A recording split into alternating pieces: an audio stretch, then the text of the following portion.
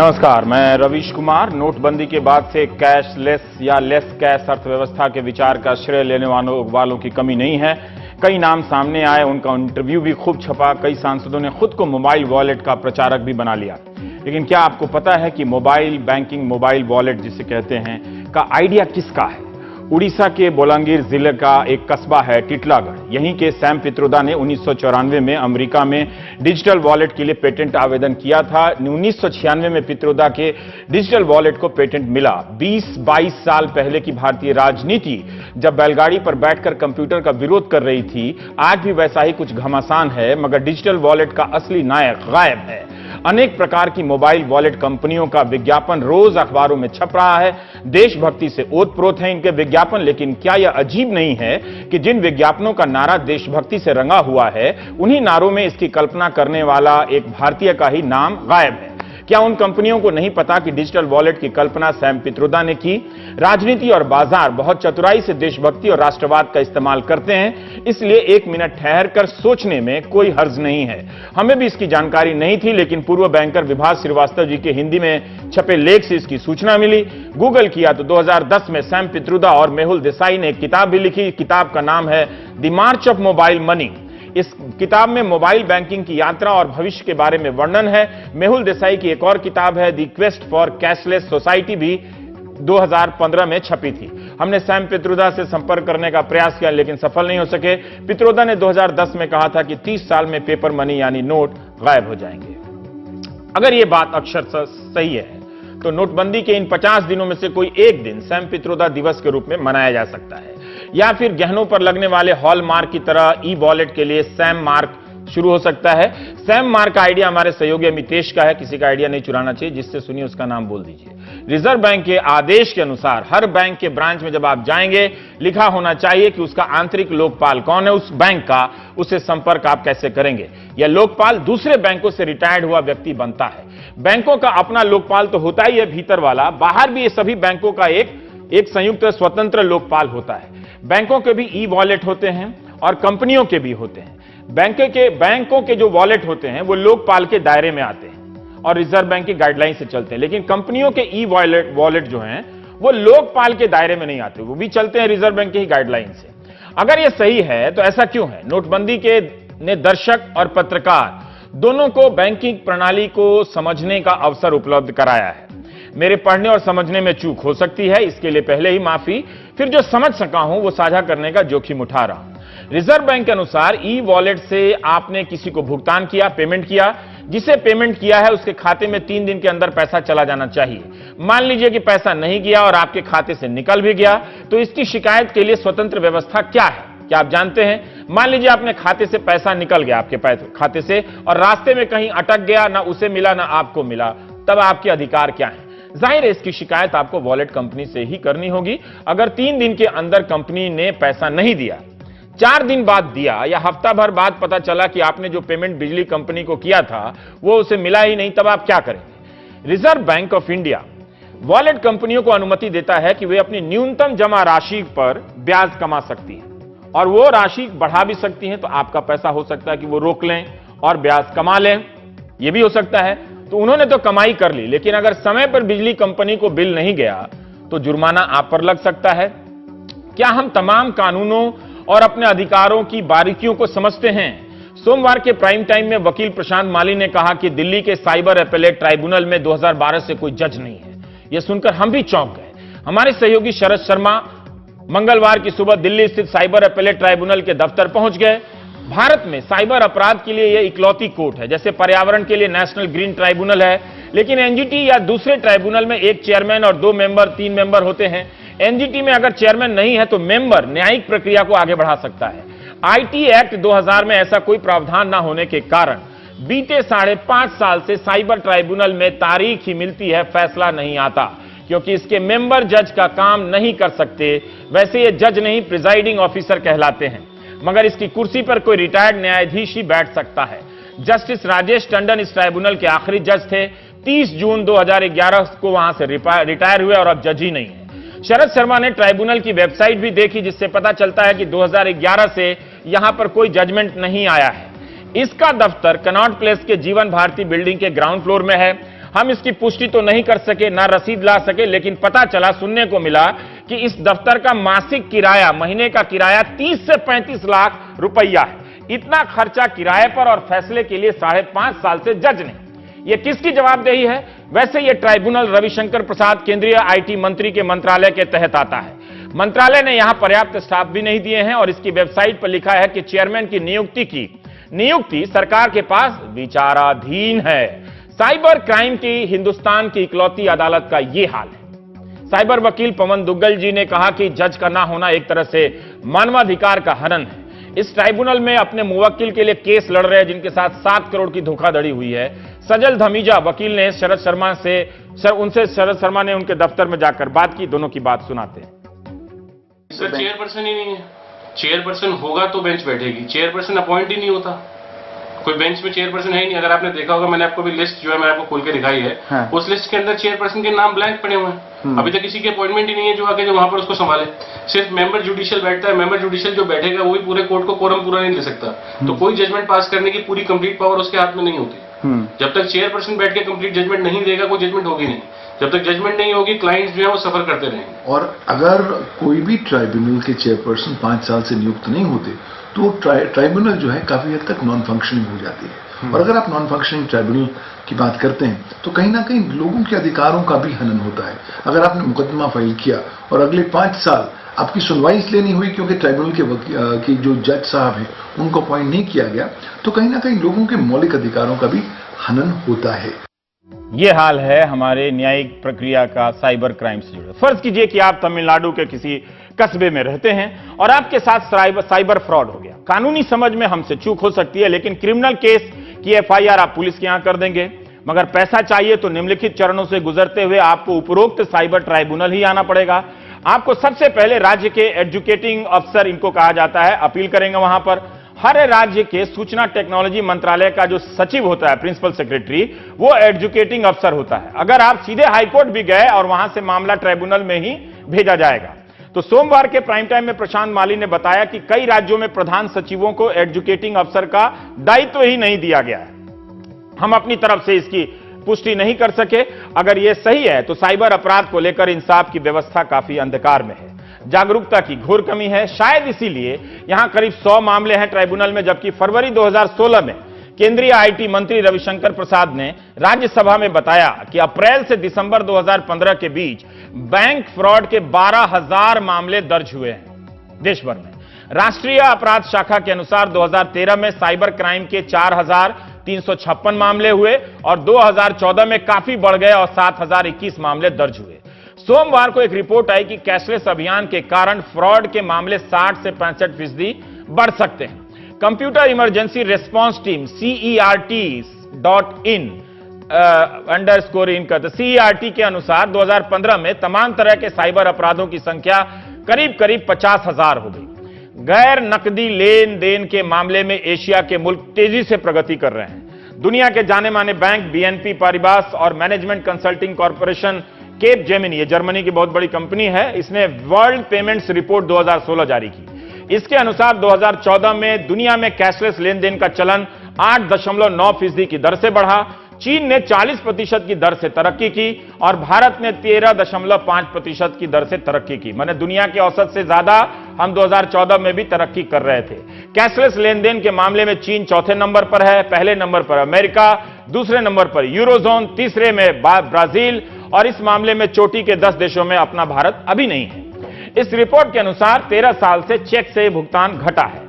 Cash payment का चलन भी कम होता जा रहा है और इस रिपोर्ट में यह भी कहा है कि जिस तेजी से कैशलेस चलन बढ़ा है उस तेजी से नियमों में बदलाव नहीं हो रहा है। बैंकों का रिस्क मैनेजमेंट बेहतर करना होगा।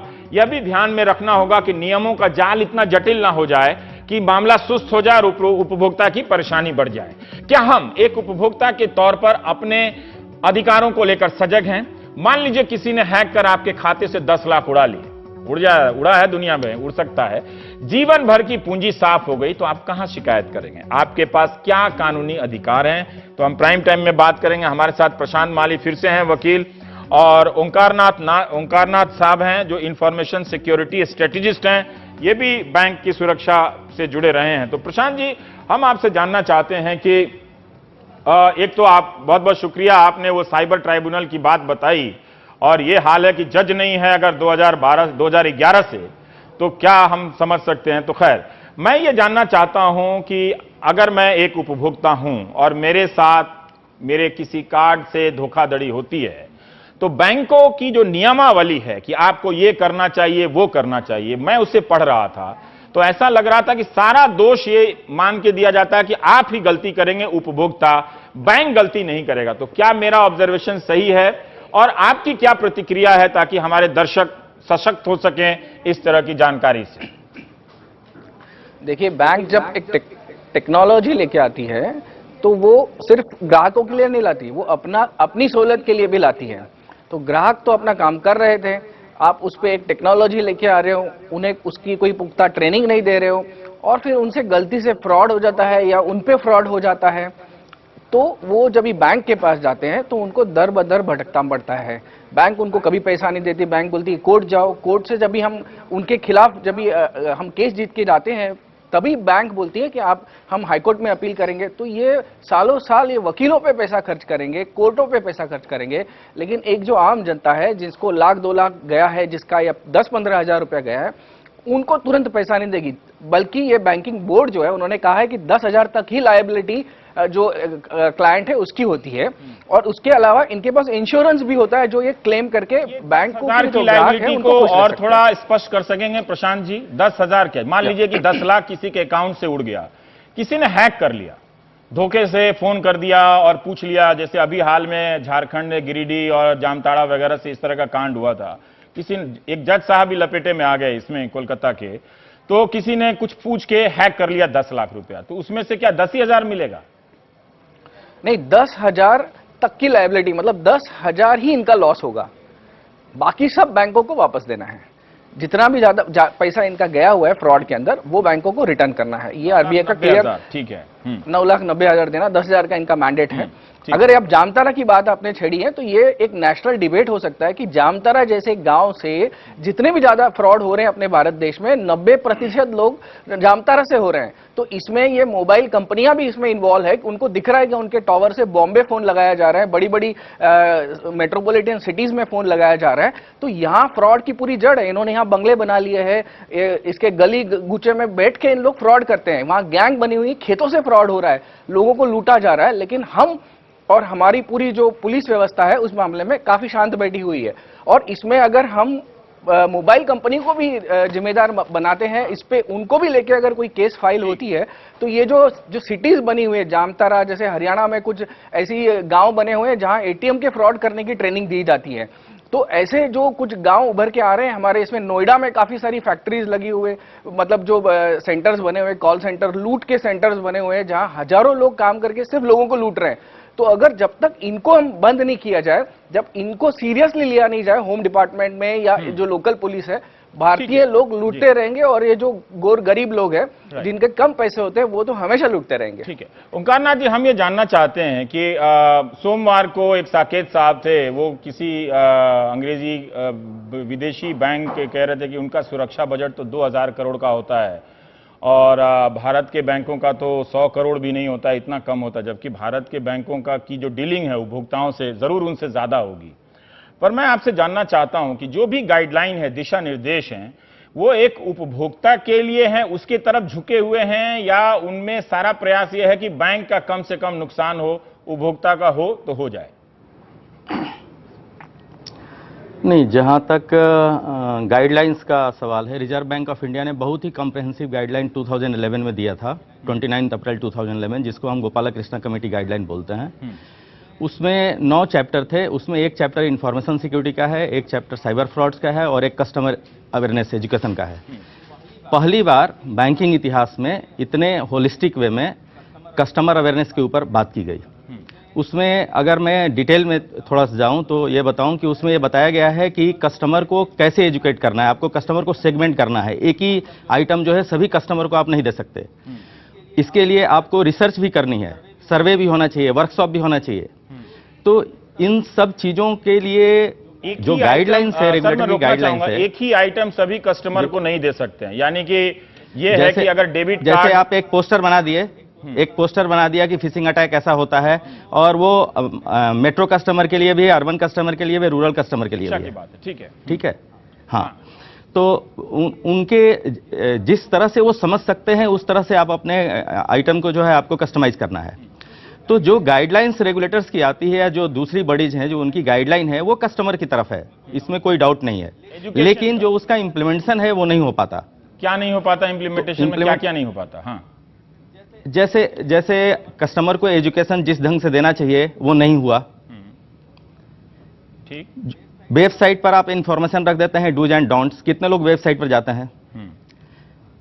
और आप कॉन्फ्लिक्ट देखिए, मैक्सिमम फ्रॉड्स जो है आपको ईमेल से होते हैं, एसएमएस आते हैं उससे होते हैं, आप भी कम्युनिकेट करते हैं उसी तरह से, आप भी कम्युनिकेट करते हैं ईमेल से, आप भी कम्युनिकेट करते हैं एसएमएस से, तो कस्टमर तो एक कॉन्फ्लिक्ट में है। इसके अलावा आप और भी बहुत सारी चीजें रोकना चाहूंगा, ताकि मैं चाहता हूं कि हम भले कम बात करें लेकिन दर्शक ठीक से समझ जाएं। आप ये कह रहे हैं कि फ्रॉड भी जो करता है वो उसी ईमेल से भेजता है और बैंक भी उसी ईमेल से भेजता है, तो जो उपभोक्ता होता है वो कंफ्यूज कर जाता है कि असली वाला कौन सा है ना? हर समय वो एक बहुत हाई डिग्री का इंटेलिजेंस चाहिए।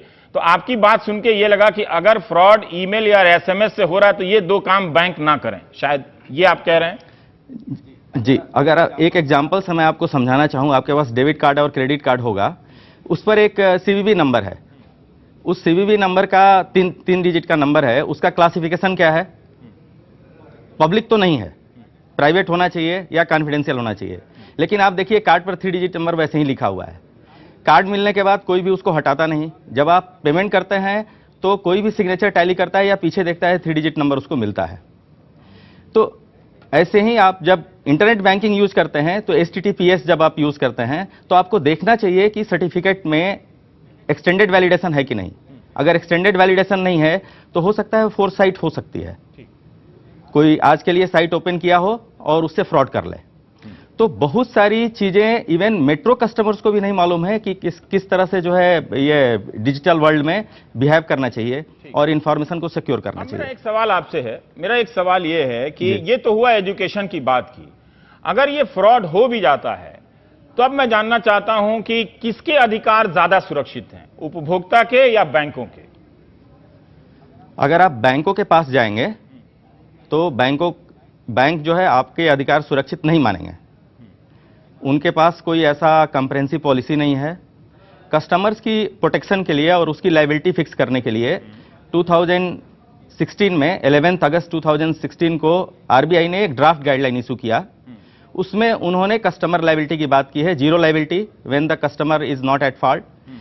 दूसरी उन्होंने बताया है बैंक का फॉल्ट है तो क्या लायबिलिटी होगी, और तीसरा अगर थर्ड पार्टी का है, जो सर्विस प्रोवाइडर है हमारे मोबाइल या और दूसरे सर्विस प्रोवाइडर हैं, उनकी क्या लायबिलिटी होगी। लेकिन वो 31 अगस्त तक ड्राफ्ट में रखा गया था, उसके बाद वो अभी तक रिलीज नहीं हुआ है, आरबीआई ने उसको रिलीज नहीं किया है। उसमें उन्होंने बोला था बैंक जो है स्पेसिफिक पॉलिसी बना के और हर कस्टमर को इन्फॉर्म करेगी, जो भी वो पॉलिसी बना रहे हैं कि हमारी लायबिलिटी कितनी होगी और इनकी लायबिलिटी कितनी होगी, विथ दिस 3 गाइडलाइंस। ये जो 3 जो गाइडलाइंस दिए हैं उसके अंदर होने चाहिए थे, तो वो अभी तक नहीं हुए हैं। तो कहीं भी आप साफ साफ ये नहीं बता सकते कि कस्टमर की लायबिलिटी क्या होगी या इधर की लायबिलिटी क्या होगी।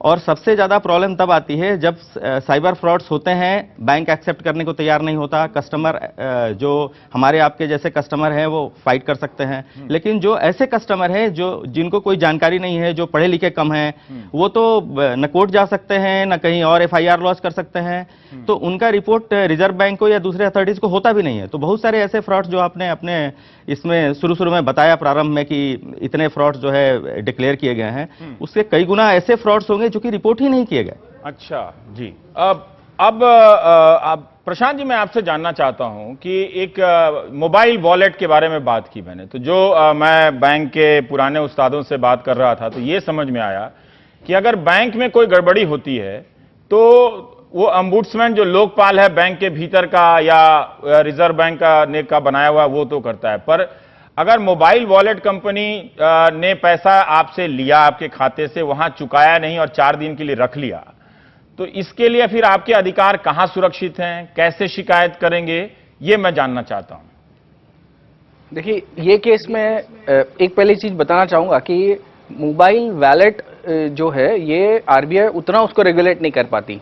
इसलिए जो आप ये लोकपाल की भी बात कर रहे हैं ना, ये लोकपाल अगर कोई आपका आईपी एड्रेस बाहर से आता है तो लोकपाल इसको इन्वेस्टिगेशन करने से मना कर देता है। तो ये जो ओम्बड्समैन की जो स्कीम है इसमें ज्यादातर फ्रॉड तो आईपी एड्रेस बाहर से आता है, तो ये इन लोग अपना पल्ला झाड़ ही देते हैं। तो ये भी इतना इंडिया में इफेक्टिव नहीं हो पाया। ये हर बार एक कारण देके इसको छोड़ देते हैं, टाइम पे करते हैं लेकिन कारण देके छोड़ देते हैं, लोगों को पैसा देने में सक्षम नहीं हुए अभी तक।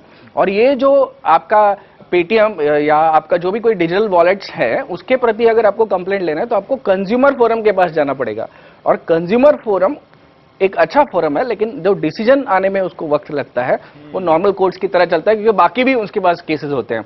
तो मैं तो ये चाहूंगा कि एक ऑनलाइन ओम्बड्समैन या ऑनलाइन ये जो इसके लिए अलग से बनाया जाए, जो हर एक कंपनी का इधर खुद का हो, ई कॉमर्स कंपनी का खुद का हो, ऑनलाइन आर्बिट्रेशन चले उसका, या फिर ये सरकार एक कोई लोकपाल जैसे इनके लिए ले आए अलग से जो ये बातें सुने, क्योंकि ये गरीब लोगों से ज्यादा होने वाला। अभी आज ही मेरे पास 2 मामले ये एक डिजिटल वॉलेट फ्रॉड के चक्कर में आ गए, उनका पैसा गायब हो गया उनके अकाउंट से।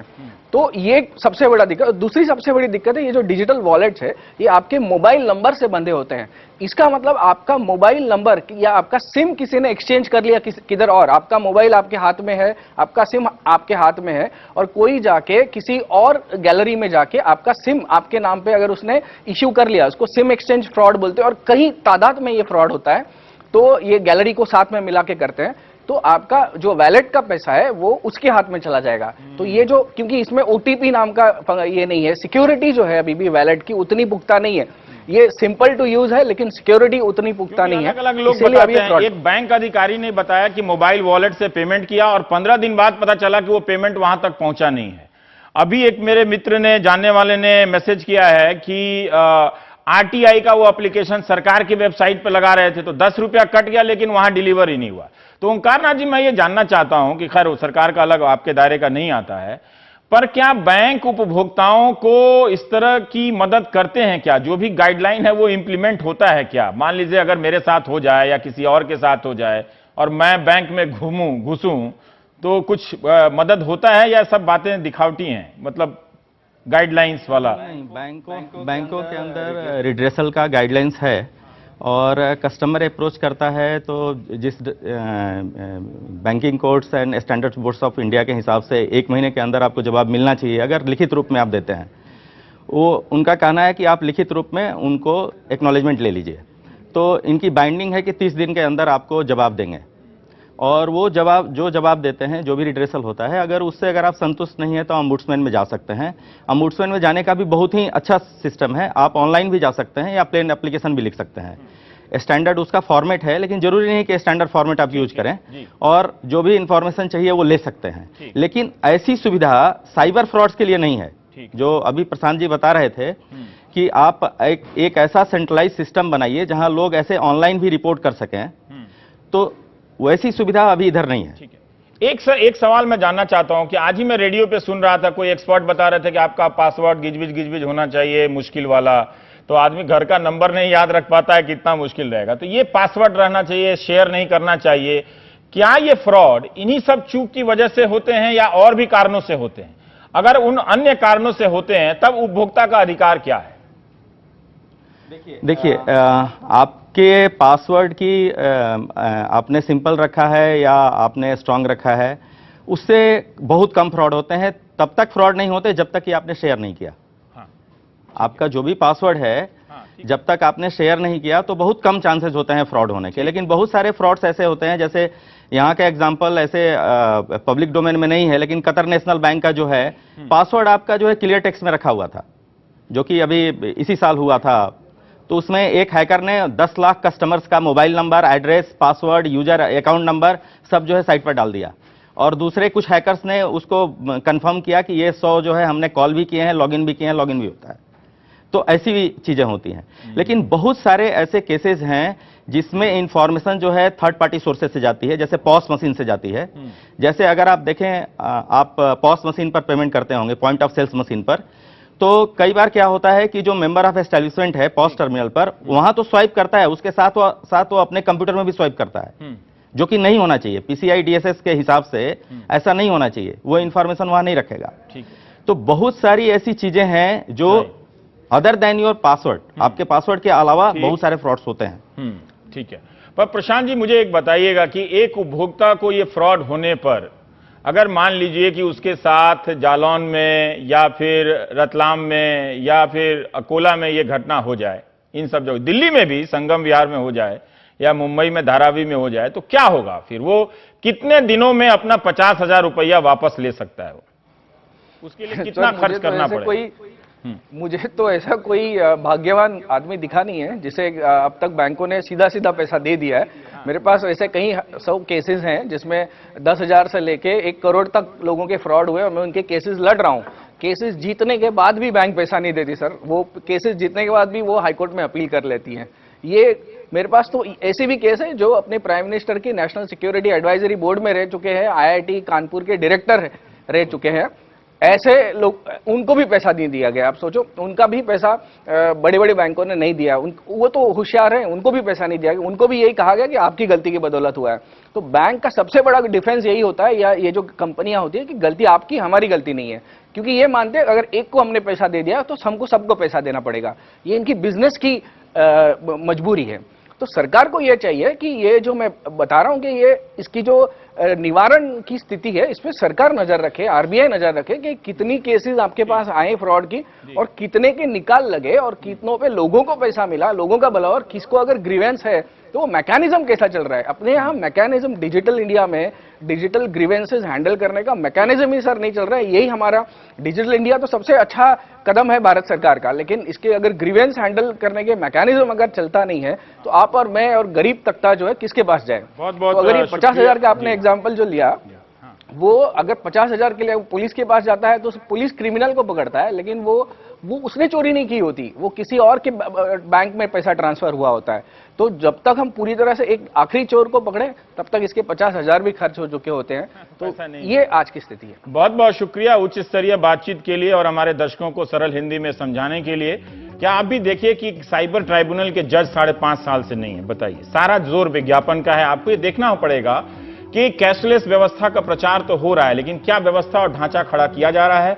क्या सरकार आपको कानूनी अधिकारों के बारे में बता रही है? क्या वो कानूनी अधिकार और व्यवस्था आपके अधिकारों के अनुकूल है? अभी जो उन्होंने बताया कि बड़े बड़े जो प्रधानमंत्री के सिस्टम में जो लोग काम करते हैं, पहले कभी काम किए होंगे, उनको अगर बैंक पैसा नहीं दे रहा है तो आप लोगों की क्या हैसियत है?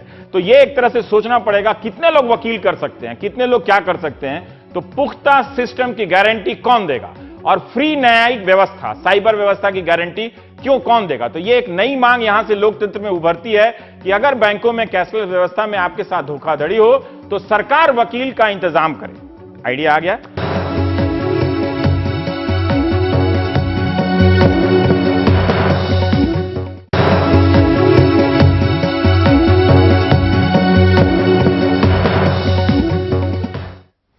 नोटबंदी के कारण महीने भर से पूरा देश नैतिक होने का अभ्यास कर रहा है, अपनी नैतिकता और ईमानदारी का प्रमाण दे रहा है। प्रमाण मांगा जा रहा है कि बिना नोट के व्रत जैसी साधना इसलिए हो रही है क्योंकि काला धन मिट जाए भारत से। आम लोग 2000 के नोट के लिए घंटों लाइन में साधना कर रहे हैं, मगर कुछ लोगों के पास लाखों और करोड़ों की नई गड्डियां कहां से बरामद हो रही हैं? क्या ये आम लोगों से धोखा नहीं है? छापे पड़ने के कुछ मामले तो आए हैं, लेकिन उनका क्या कीजिएगा जो काला धन को सफेद करने के लिए धार्मिक आयोजनों का, पवित्र धार्मिक आयोजनों का इस्तेमाल कर रहे हैं। ये तस्वीर हरियाणा के भिवानी की है। यहाँ लक्ष्य चंडी महायज्ञ के लिए मथुरा, उज्जैन, बनारस, झांसी और वृंदावन और कई अन्य जगहों से पंडित बुलाए गए। 2000 पंडितों का जुटान किया गया। 9 दिन तक यज्ञ हुआ, महायज्ञ जमकर। लेकिन जब दक्षिणा देने की बारी आई तो पुराने नोट थमाए जाने लगे। धर्म के साथ ऐसा अनर्थ तो कभी मैंने सुना नहीं, खासकर भारतीय रिजर्व बैंक बनने के बाद। पंडितों ने आरोप लगाया है कि 70 लाख के पुराने नोट जो 10 दिसंबर के बाद चलन में नहीं हैं, दक्षिणा के रूप में दिए गए। बताइए भला कोई नकली नोट दक्षिणा में भी दे सकता है? यज्ञ कराने वाला जजमान ने अगर नचिकेता और उसके पिता वाजश्रवा की कहानी सुनी होती तो ऐसा कदापि नहीं करता। जाहिर है जागरूक पंडितों ने हंगामा शुरू कर दिया और नकली नोट के खिलाफ आवाज बुलंद कर दी।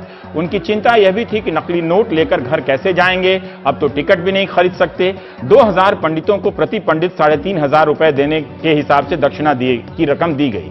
नकली नोट देशभक्ति के नाम पर बंद किए गए, मगर कुछ लोग ऐसे हैं जो धर्म के नाम पर नकली नोट को असली बता रहे हैं। अच्छी बात यह है कि बात बात पर आहत होने वाली आस्था इससे बिल्कुल आहत नहीं हुई है, पर पूजा पाठ के बाद 70 लाख नकली नोट खपा देने का आइडिया गजब का निकला। जनाब को चतुर पर्सन ऑफ द ईयर का अवार्ड मिलना चाहिए जजमान साहब को।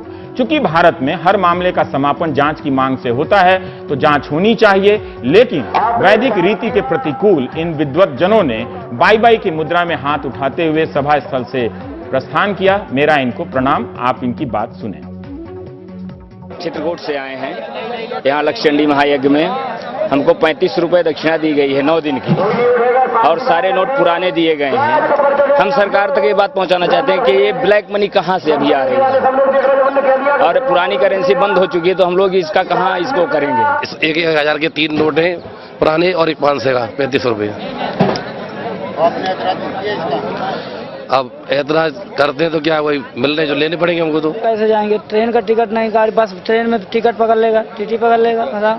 बताइए, काला धन रखने वाले भी यज्ञ करा रहे हैं, मतलब यज्ञों के साथ नाइंसाफी है। नोटबंदी को लेकर संसद के अंदर तो बहस नहीं हो पा रही, लेकिन बाहर कांग्रेस और बीजेपी के नेता आपस में भिड़े हुए हैं। दोनों कह रहे हैं कि उनको बोलने नहीं दिया जा रहा है। ये कैसे हो सकता है? राहुल गांधी और अरुण जेटली इस मुद्दे पर एक दूसरे की पार्टियों को निशाने पर लिए हुए हैं। दोनों के बयान सुनिए। नरेंद्र मोदी जी उन उद्योगपतियों से 8 लाख रुपए नहीं, 8 लाख करोड़ रुपए नहीं निकाल सकते हैं, क्योंकि उन्हीं उद्योगपतियों ने मोदी जी की मार्केटिंग की है, मोदी जी को वहां बैठाया है कुर्सी पे। तो बैंक को चालू करने के लिए मोदी जी ने आपके जेब में से पैसा निकाला है, आपको लाइन में खड़ा किया है, और आपका जो कैश है वो आज बैंक के अंदर उन्होंने भर दिया है। कांग्रेस पार्टी 2004 से 2014 तक सरकार में थी, और उस हुकूमत की एक जो विशेषता थी कि देश में काला धन कम हो या हटे, उसके लिए उस सरकार ने एक भी प्रयास नहीं किया था। मोदी जी चाहते हैं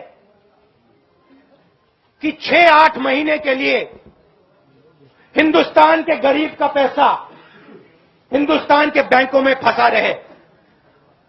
अगर वो पैसा 6-8 महीने के लिए फंसा रहेगा तो बैंक चालू हो जाएंगे, और आपके पैसे से वो 8 लाख करोड़ रुपए माफ किए जा सकेंगे। उस सरकार का दूसरा फीचर ये था कि उसकी हुकूमत के दौरान भ्रष्टाचार के इतने कांड, चाहे 2G हो, कोल ब्लॉक हो, ऑगस्टा वेस्टलैंड डील हो, कॉमनवेल्थ गेम्स हो, एक के बाद एक गति में वो भ्रष्टाचार के कांड होते रहे। इसलिए ये कोई बहुत हैरानी का विषय नहीं है कि जो भ्रष्टाचार के विरोध एक अभियान छेड़ा है सरकार ने, कांग्रेस पार्टी उस अभियान से बहुत परेशान है, और उसकी आलोचना करना और संसद में उस पर चर्चा हो, इसके लिए रुकावटें पैदा करना उसका प्रयास करती है। आप मुझे बताओ, ये जो लाइनें लगी हैं, इसमें आपको एक अमीर व्यक्ति दिखाई दे रहा है? कहीं भी हिंदुस्तान में एक अमीर व्यक्ति दिख रहा है आपको? एक भी काले धन वाला आपको इस लाइन में दिख रहा है? काले धन वाले सीधे बैंक में जा रहे हैं, पीछे से पैसा निकाल रहे हैं। कुछ लोग इस परिस्थिति का दुरुपयोग भी करते हैं। वो कैश को इकट्ठा कर लेना, बीच में मिडलमैन के माध्यम से दोबारा वही स्थिति पैदा करना, कुछ बैंक अधिकारियों को साथ में मिलाकर ये गतिविधि करना, और जितनी भी सरकारी संस्थाएं हैं, इंस्टीट्यूशंस हैं, इन्वेस्टिगेशन एजेंसीज हैं, वो इस दिशा में पूरे रूप से सतर्क हैं, और जो भी इस प्रकार का आचरण कर रहे हैं, हर एक को इस परिस्थिति में पकड़ा जाएगा और फिर कानून अपना काम करेगा। हिंदुस्तान में नकली नोट कितने हैं? आपको मालूम है हिंदुस्तान में कितने नकली नोट है? 100 रुपए में से 2 पैसे, 100 रुपए में से 2 पैसे नकली हैं। जैसे आंकड़ा निकला राज्यसभा में, मोदी जी ने उसकी भी बात बंद कर दी, कहते cashless economy. Modi ji, cashless तो आपने बना दिया, किसी के पास कैश नहीं है। देश में एक बहुत बड़ा आर्थिक और सामाजिक बदलाव लाने का प्रयास जो सरकार कर रही है, विपक्ष और विशेष रूप से कांग्रेस पार्टी उसका साथ में है।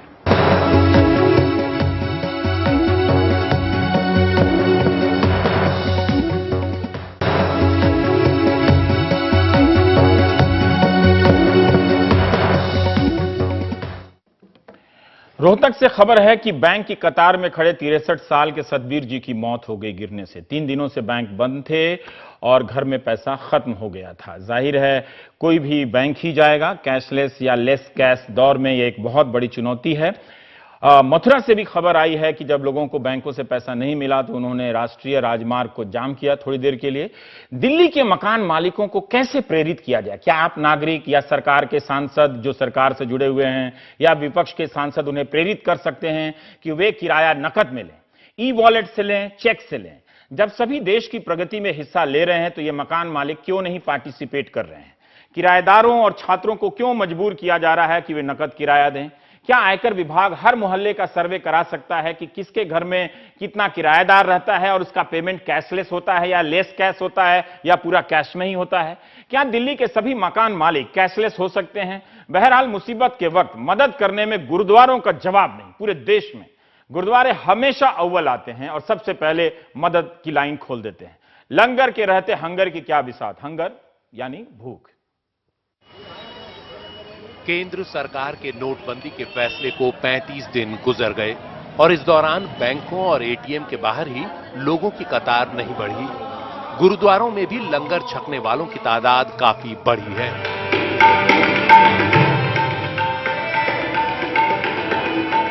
यह है दिल्ली के मोतीबाग में नानकपुरा गुरुद्वारा।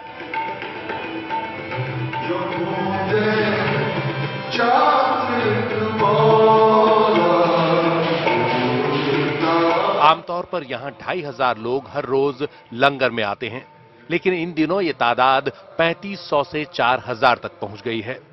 इनमें काफी संख्या उन छात्रों की है जो आसपास के इलाकों में रहते हैं, पढ़ाई के लिए दिल्ली आए हैं, लेकिन हर रोज एटीएम की लंबी लाइनों में लगने का वक्त उनके पास नहीं है। क्या करती हैं आप और यहाँ पर कब कब आना हो जाता है? यहाँ पे जैसे हम जहाँ जब भी निकलते हैं मौका मिलता है, भंडारे लंगर बनते हैं, कभी भी हम ढाबे वाबे पे जाते हैं तो पैसा चेंज ही नहीं होता हमारे पास। अगर चेंज ले भी तो एटीएम की भी लंबी लाइन लगानी पड़ती है।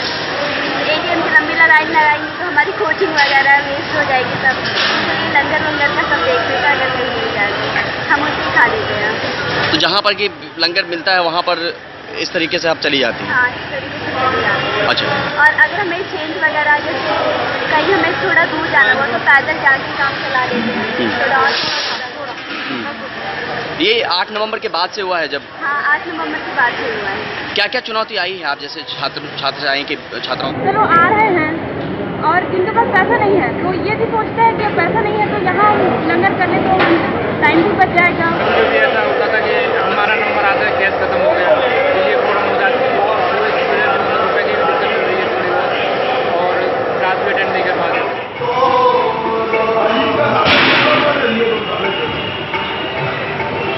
ऐसे छात्रों के सामने दिक्कत यह है कि उनके मकान मालिक किराया चेक में लेने को तैयार नहीं होते। जो भी नए नोट उन्हें मिले हैं वो मकान मालिकों को किराए में देने पड़े हैं। ऐसे में अपने खाने पीने का सामान खरीदने के लिए उनके पास पैसों की कमी पड़ गई है। इस हालात में मोतीबाग गुरुद्वारा आगे बढ़कर आया है और उसने अपने इंतजाम काफी बढ़ाए हैं। फिलहाल हम मोतीबाग में नानकपुरा गुरुद्वारे में हैं और हमारे साथ मैनेजर हैं कश्मीर सिंह। उनसे समझने की कोशिश करते हैं। कश्मीर जी, आप बताइए कि नोटबंदी के बाद क्या कुछ असर पड़ा है, कितना इजाफा हुआ? पहले हमारे यहाँ पे कम से कम 2500 के आसपास लोग लंगर छकने के लिए आते थे और अब वो बढ़कर 3500-4000 तक पहुँच गया है। जी, उसमें क्या क्या राशन बढ़ा होगा सर, कितना कितना बढ़ा? पहले हमारा आटा लगता था 190 kg, अब वो बढ़कर मतलब 300 के करीब पहुँच गया है। और दाल भी हमारी 40-45 kg से बढ़कर 70 kg के आसपास पहुँच गई है। वहीं पे सब्जी में जहाँ पर सब्जी बनती थी जो पहले हमारी, वो भी उसमें बढ़कर 150 kg पर पहुँच गई है। और इसमें आने वाले लोग कौन है जो 1500 के आसपास तादाद बढ़ी है? उसमें आने वाले लोग ज्यादातर यहाँ पे हमारे कॉलेजेज वगैरह होने की वजह से यहाँ पे पीजी के स्टूडेंट बहुत ज्यादा आ रहे हैं और जो लेबर तबका है, जो लेबर का काम करते हैं, वो काफी टाइम लाइनों में खड़े होने के बाद पूरा टाइम लाइनों में वेस्ट हो जाता है उनका, तो लंगर के लिए सीधे फिर गुरुद्वारे की तरफ। आप एक बार प्रसाद को लेके भी कह रहे थे कि इधर तो हमारा बजट बढ़ा है, प्रसाद में घटा है, उस पर क्या हुआ है? सर, बड़े नोट की वजह से हमारे पास इसकी बहुत प्रॉब्लम है, क्योंकि हमारे पास जो प्रसाद लेने के लिए श्रद्धालु आते हैं हमें 2000 रुपए का नोट देने के बाद बोलते 51 का प्रसाद लेना है। तो हमें उसमें कितनी गिरावट आई? उसमें भी सर हमारा रोज का 2-3 हजार रुपए का ग्राम जो नीचे आया है। जो